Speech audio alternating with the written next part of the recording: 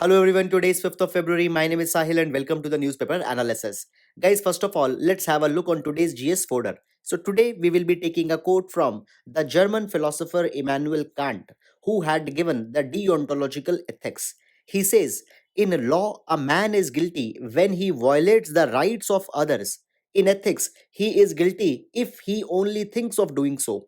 Now, guys, into our GS paper number 4, ethics, the difference between the law and the ethics has been given. So guys, simply that particular thing we can explain by the help of this particular quote. Simply the ethics works onto the maximalist principle where we want to set up the best possible bar, and into that particular pursuit even the thought of giving a harm to some other person will be the breach of ethics. However guys, when we talk about the law, then it works onto the minimalistic principle where into the law we want to establish a least possible expected behavior and only actual actions which are done that are scrutinized. And guys, if into this particular understanding we can say that even if a person is following the law, we might not expect that he will also be ethical into its regard, because following the law is the minimum condition of being a human being, whereas following the ethics is the most idealistic condition to be a human being. Guys, please utilize this particular understanding into your GS paper number 4. So that is all. And now let's take the newspaper analysis. Now, friends are taking up the first article, but before that, friends, I would like to tell you that today the entire papers are filled with the conspiracy theory with behind these farmer protests. So the issue with respect to Greta Thunberg, Rihanna, all these things are there. Guys, are not at all important for your paper. However, whatever relevant constitutional issues are there, every day we are taking it up. Even yesterday also we have taken it up. So guys, please be highly selective with respect to the choice of articles. Most of them are unnecessary. So taking up the first article, it has been taken from the Hindu newspaper, guys. Now here we can see that the Delhi government is launching the Switch Delhi campaign, which aims to promote the electronic vehicles. Now guys, recently the Delhi government has taken a target that by 2024 at least 25% of all the vehicles into the Delhi needs to be the electronic vehicles, and into this particular capacity this Switch Delhi campaign has been launched. Now guys, into this particular thing, Delhi government is working onto the three pronged approach. That is, first of all, providing the information to the people with respect to the different benefits that government is giving if you adopt an electronic vehicle. Second is encouraging the people to take the advantage of the benefits as well as to be responsible towards the environment. And third is motivating the people so that they can come forward and into the large number they can switch to the electronic vehicles. Now friends, into this particular capacity, Delhi government had waived off the entire road tax onto the electronic vehicles, as well as it has also waived off the registration fees which has to be paid. Moreover, in order to boost up the charging infrastructure for the electronic vehicles, government is also floating the tender to develop at least 100 public charging stations across the city. Now guys, it has been seen that government is pushing forward the e-mobility, and into the e-mobility even government is had come out with the FAME scheme whose phase 2 has been started, that is the part of National Electric Mobility Mission Plan. Now guys, its phase 1 started in 2015, ended in 2019, and now that phase number 2 is going on, which started from 2019 and will go up till 2022. Now guys, under the FAME 2, government is boosting the electric cars. It is providing that the faster adoption of electric and hybrid vehicles need to be there, and incentives are being provided onto the purchase of the electric vehicles. So as the registration duty has been waived off, road tax has been waived off, it is also a kind of a incentive that has been given. Moreover guys, under the FAME phase 2 project, specific targets have been taken to support at least these many vehicles across all the categories: two wheelers, three wheelers, four wheelers, as well as buses. And into the same direction guys, if you are following, we have also seen that recently budget was announced, and into the budget also the government has provided that the e-urban mobility will be enhanced by increasing the number of buses which will driven by the electricity. Now guys, into the same direction these Delhi government's efforts can be interpreted. Now guys, when we talk about the FAME 2, further provisions are that at least 2700 charging stations will be established, and a specific monetary outlay for the 3 years have also been given. Now guys, you can use this particular example into your GS paper number 3 when you are talking about enhancing the ease of living into the cities. Also it can be taken up as a step to curb the problem of the pollution, as well as a step as how India can achieve the Paris climate pledge that it has taken up in 2015. So guys, all could be the utility of this particular article. So that is all, and now we will be taking up the next article. Now, guys, this particular article has been taken from the Mint newspaper, and it is talking about a strategy that government of India needs right now in order to leverage the space sector liberalization that has been carried. So, guys, recently when the government announced the Atmanirbhar Bharat Abhiyan, under that the space sector reforms were also carried, where government envisaged that now the private sector will be given much autonomy. So basically, now a question comes that government has till now not clarified that what will be exactly the role of the large companies into the space sector in India into the times to come. Now see, there are some big companies, for example, the L&T, Larsen and Toubro, Tata, Godrej, and from very long time they are the vendors to the ISRO. They are supplying the crucial components. But guys, number one, this particular thing is first of all a very minuscule part of the business of these particular companies, as well as guys, whatever these companies are making, it is strictly as per the order given by the ISRO, and the technical specification is also dictated by the ISRO. So what has happened, the innovation quotient is still very much low even into these big large corporates. So basically a question comes that now as the space sector liberalization is coming, their innovation quotient also has to be increased, and even these companies are also ready to innovate, but that particular thing will only be possible if are given an assurance that a continuity of the contracts tenders will be there. Now guys, it has been said that not only the continuity for these space components is to be given to them, rather government needs to explore T2BDM. Now what this T2BDM means, guys, see, there are large number of industries which are similar or aligned to the space sector. It They are called as the incidental sectors, and into this incidental sector there are the telecom, transportation, banking, defense, and metrology. That is the T2BDM. So basically, it is said that these large companies are to be given a bigger pie into the sky.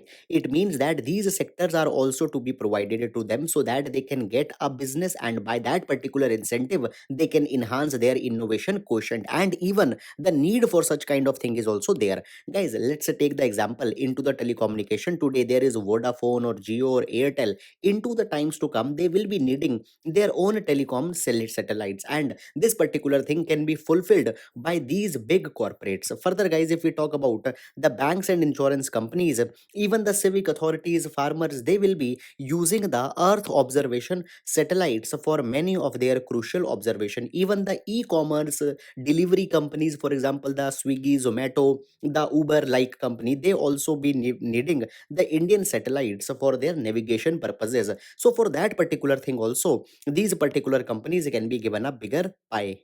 Further, guys, it has been provided that by year 2025, India will be set to become $1 trillion economy, or $1 trillion digital economy. How this is possible? Because in 1980 we carried the telecom reforms. Now, guys, today we are carrying the space reforms. Today, the space sector is worth $600 billion, and it is expected that by the 240, this particular sector will also become the $4 trillion sector. But it will only be possible if the large corporates as well as small corporates are provided even enhanced opportunities.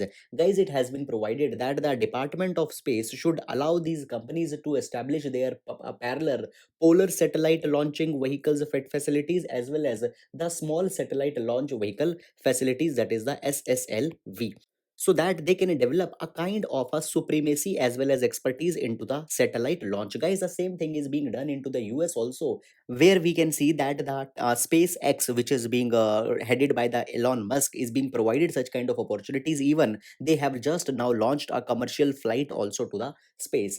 Now, guys, as we are doing with the comparison from the USA, there is one more thing also which we can observe. See, into the USA, there is also a huge requirement for the space services.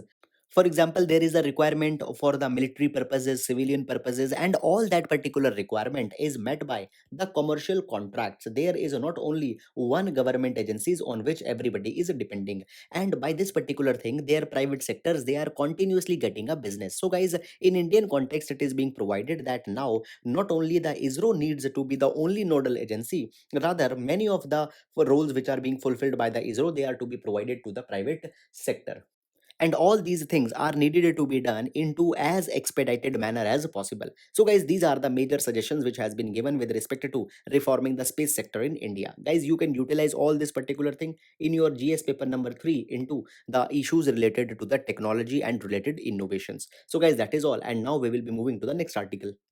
Now, friends, this particular article has been taken from the Hindu newspaper, and it is talking about the recent notice that has been sent by the government to the Twitter, and which is threatening the Twitter for the penal action because the Twitter has not abided to the government direction with respect to blocking of 257 URLs as well as some specific hashtags which are basically conveying that the government is against the farmers and the approach is very much cold hearted. Now, guys, it has been provided that as the government issued the notice to the Twitter, government invoked the section number 69A of the IT Act, and as Twitter did not complied in entirety to the government's order, Twitter has caused a defying of the government's action, and now the Twitter is onto a slippery slope. Now it has been said that though section number 69A has been criticized that there is large secrecy around it, and many a time in order to curb the dissent, government utilizes it, but guys, at the same time,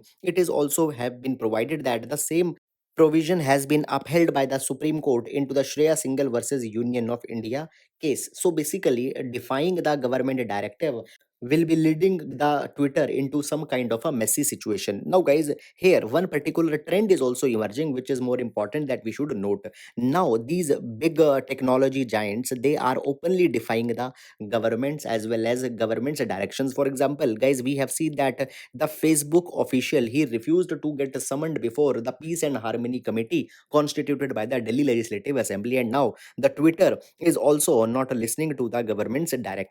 Now, guys, into this context, there is the safe harbor policies that are given to these social platforms around the world. These safe harbor policies means that these companies will not be liable to whatever content is being circulated onto their platform. Now, guys, in India also the decent amount of flexibility is given, but when the section number 69A is specifically invoked, these companies don't have any kind of a mandate to not to follow this particular thing. Now, guys, it has been said that government can be criticized that it is not showing the kind of a sensitivity to the farm protest, but at the same time, guys, actually the hashtags which were going viral onto these particular platforms, they were very much problematic, as openly they were saying that the government is planning the genocide. Now, this particular thing is something which cannot come under the exercise of the freedom of speech and expression, because under the freedom of speech and expression also there are some reasonable restrictions, and one of the reasonable restriction is such that no such kind of speech is to be made which might be hampering onto the India's integrity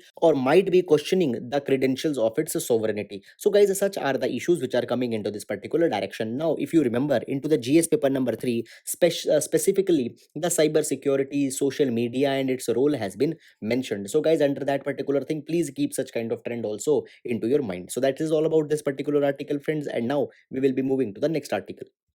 Now, guys, after this, there are some other articles which have been carried into the Hindu newspaper. This article is talking about whether the board examinations should be now be conducted or not. Now, guys, this article is not relevant for your examination, because by the time the examination will come, already this particular thing would have been over. Then, guys, this particular article is again talking about the generic theme which is coming from so many days, that the government is not understanding the farmers' concerns. It is just thinking that the farmers are just like children who can be persuaded in any matter, so not actually important. Then, guys, this particular article is talking about the pandemic response, so the number of fatalities that had happened up till now, what is the positivity rate, the lockdown, and after that what has happened, and all such kind of things. Now, guys, this particular pandemic response is also very much evolving every day. The details are changing. So, guys, basically the articles are not relevant for our examination. You can very conveniently skip them, guys. After that also there are not much important and relevant articles. So, guys, that is all for the today's newspaper analysis. I hope that you are understanding it. Thank you so much.